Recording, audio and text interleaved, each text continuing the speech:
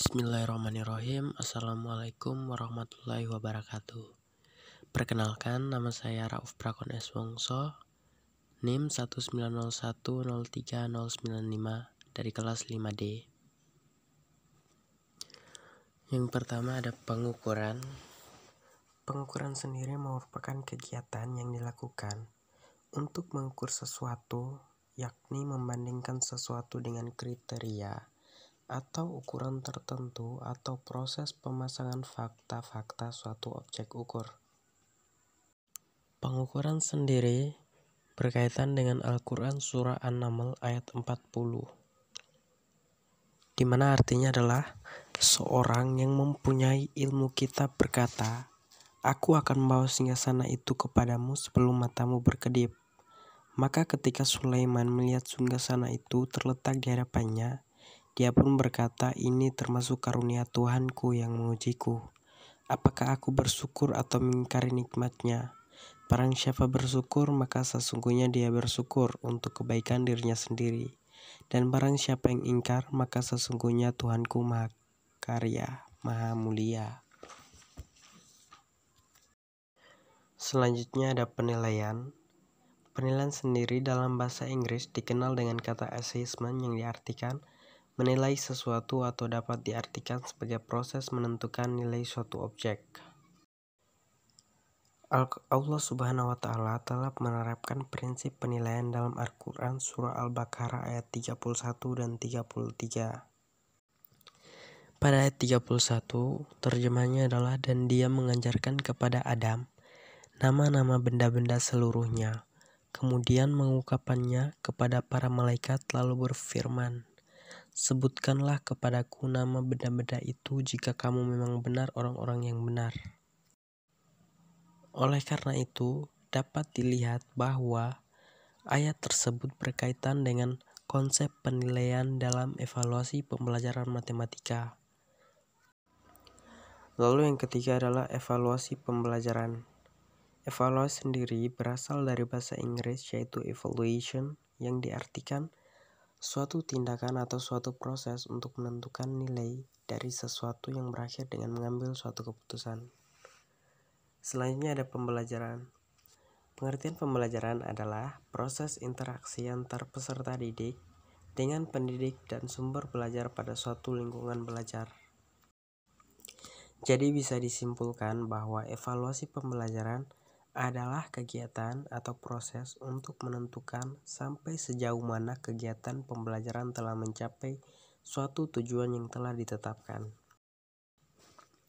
Dalam Al-Quran, Allah Ta'ala menyebutkan proses evaluasi diantaranya pada surat Al-Ankabut ayat 2 dan 3, di mana evaluasi Allah ini bertujuan untuk mengetahui orang yang benar keimanannya dan yang dusta. Di mana artinya adalah apakah manusia itu mengira bahwa mereka dibiarkan saja mengatakan, "Kami telah beriman," sedangkan mereka tidak diuji lagi. Dan sesungguhnya kami telah menguji orang-orang yang sebelum mereka. Maka sesungguhnya Allah mengetahui orang-orang yang benar dan sesungguhnya Dia mengetahui orang-orang yang dusta. Nah, bisa kita lihat dalam terjemahannya ini bahwa proses pengujian sangat berkaitan dengan konsep ini. Selanjutnya ada fungsi evaluasi. Pelaksanaan evaluasi sendiri mempunyai fungsi. Fungsi evaluasi sendiri yang pertama adalah alat seleksi, yang kedua adalah alat pengukur keberhasilan, yang ketiga ada alat penempatan, dan juga sebagai alat diagnostik. Lalu tujuannya evaluasi.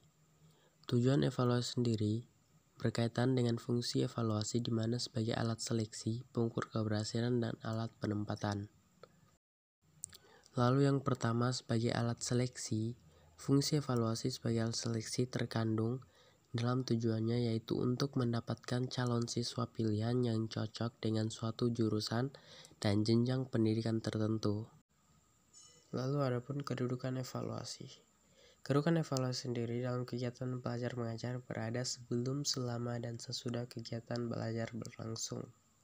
Setelah kedudukan ada ruang lingkup evaluasi.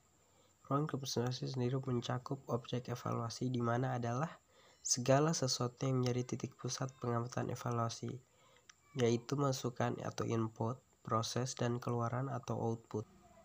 Masukan atau input sendiri merupakan calon siswa yang akan dibentuk menjadi manusia-manusia dewasa yang berpribadian utuh, merupakan sumber didik dalam kegiatan belajar mengajar. Lalu ada proses. Proses sendiri berkenaan dengan pelaksanaan kegiatan belajar mengajar di kelas. Unsur yang terlibat dalam proses ini adalah kurikulum, materi pelajaran, pendekatan dan metode, dan banyak hal lainnya yang terkait dalam proses ini. Lalu yang ketiga adalah keluaran output. Output sendiri adalah lulusan suatu jenjang pendidikan tertentu. Dalam hal ini yang disebut output adalah kondisi setelah kegiatan belajar mengajar proses dilaksanakan, di mana keluaran sendiri merupakan hal paling akhir dalam evaluasi pembelajaran sendiri.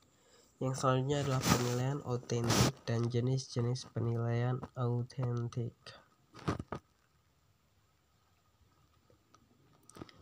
Penilaian autentik sendiri adalah pengukuran yang bermakna secara signifikan atas hasil belajar peserta didik untuk ranah sikap, keterampilan, dan juga pengetahuan.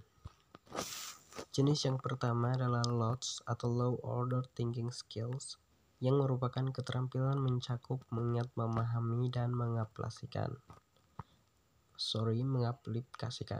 Jenis yang kedua adalah HOTS, Higher Order Thinking Skill, adalah keterampilan yang mencakup, menganalisis, mengevaluasi, dan juga menciptakan. Lalu yang terakhir ada MODS atau Middle Order Thinking Skill, yang memiliki arti keterampilan berpikir tingkat menengah. Padahal ini MODS sendiri memiliki tingkatan sedang. Lalu ada karakteristik soal LOTS, di mana kita perlu mengetahui karakteristik ini untuk bisa membedakannya dengan soal LOTS. Beberapa karakteristik soal HOTS yang perlu kita ketahui diantaranya adalah yang pertama, fokus pada penalaran. Soal HOTS sendiri akan menitik beratkan pertanyaan yang bisa mengukur kemampuan menalar kita. Artinya dari soal tersebut, kita mampu menganalisis ID informasi secara kritis dan yang lainnya. Agar dapat kita selesaikan dengan benar, kita harus fokus pada penalaran.